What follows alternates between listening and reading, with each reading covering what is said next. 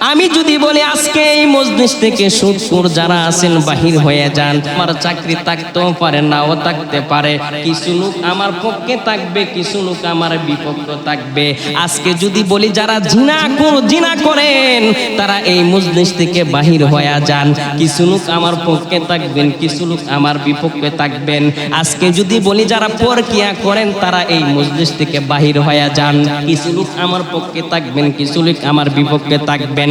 আজকে আমি যদি বলি যারা পরনিন্দা করেন, সমালোচনা করেন, গীবত করেন, এই মজলিস থেকে বাহির হয়ে যান, কিছু লোক আমার পক্ষে থাকবেন, কিছু লোক আমার বিপক্ষে থাকবেন।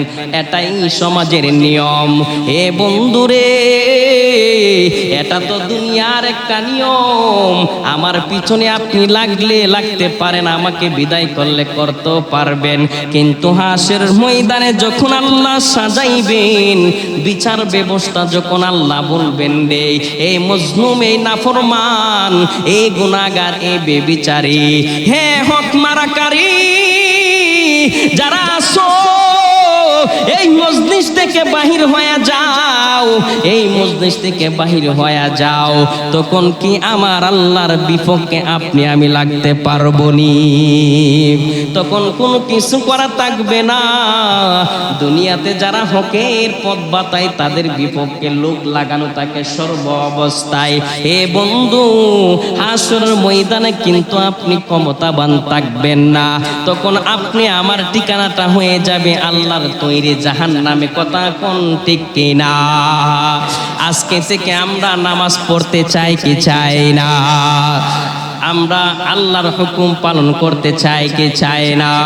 এ বন্ধু, আজকের এই জুমা হইতে যদি কেউ তওবা করে জানো ঈদ মিলাদুন নবীর উসিলায় আল্লাহর কসম করে বলে যেতে পারি, আল্লাহ আপনার বিগত দিনের গুনাহগুলি ক্ষমা করে দিতে পারেন। কথা কোন ঠিক কিনা?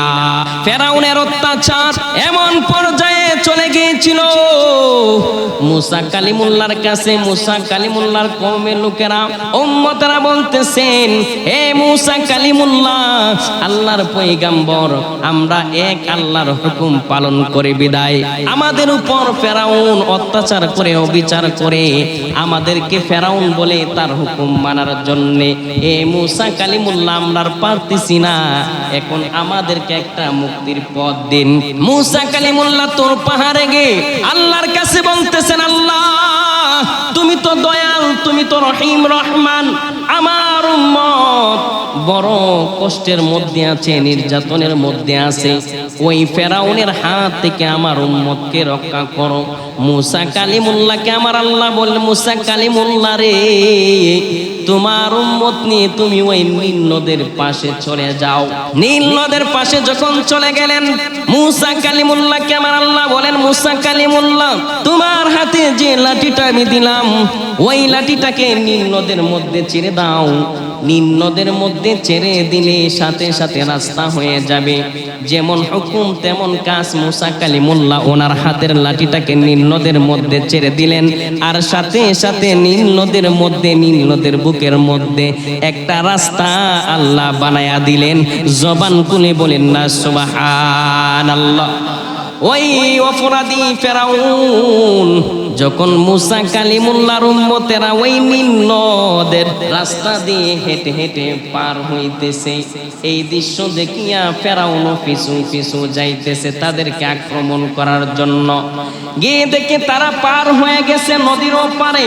এখন ফেরাউন তার দলবল নিয়ে মুসা কালিমুল্লাহর উম্মতের পিছনে ঘোড়া দিয়ে, কেউ বিভিন্ন সাঙ্গি দিয়ে ছুটতেছে তাদেরকে নির্যাতন করার জন্য, তাদেরকে আক্রমণ করার জন্য, তাদেরকে মারার জন্য।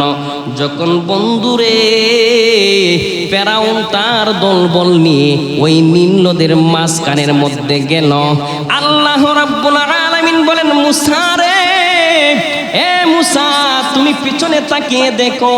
মুসা কালিমুল্লাহ পিছনে তাকিয়ে দেখে ওই ফেরাউন তার পিছু পিছু, ওনার পিছু পিছু আসতেছে। আল্লাহর কাছে মুসা কালিমুল্লাহ ডাক দেয়া কয়, আল্লাহ এখন আমি কি করব গো, আমাকে একটু বলে দেন।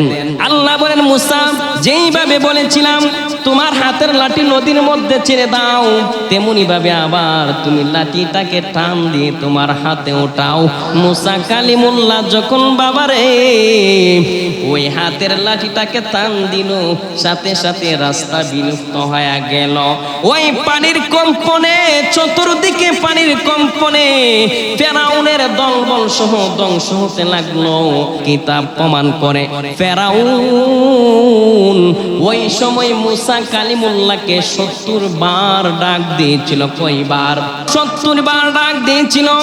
এ মুসা কালিমুল্লাহ, তোমাকে আমি ছোটবেলায় লালন পালন করতাম, তুমি একটু দয়া করো, তুমি একটু রহম করো।